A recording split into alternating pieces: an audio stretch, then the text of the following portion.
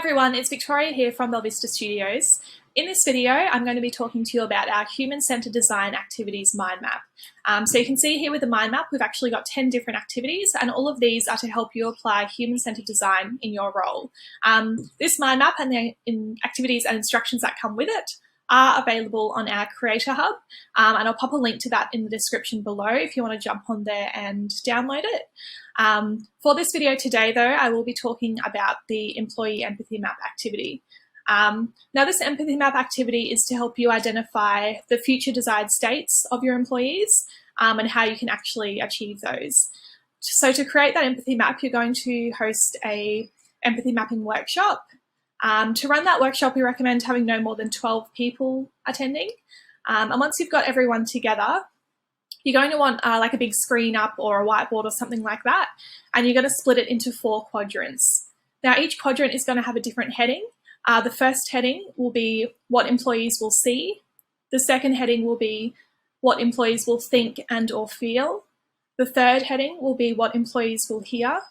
And the fourth heading will be what employees will do and or say.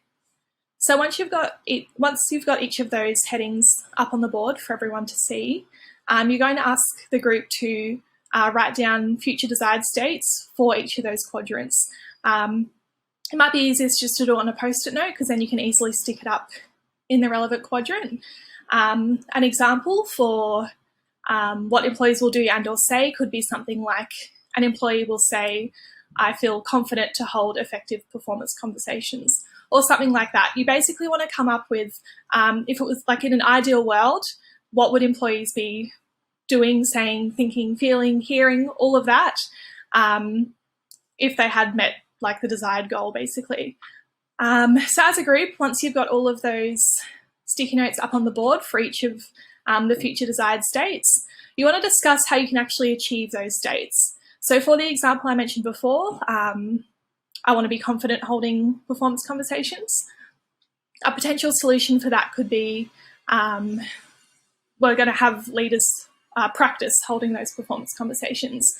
So you basically want to match up different solutions with the different desired states you've popped up there.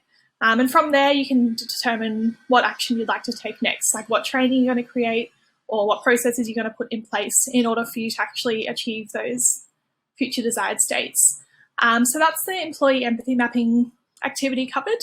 As I mentioned before, those instructions and the instructions for the other activities you can see on the mind map are available as a download on our Creator Hub, which is linked in the description below.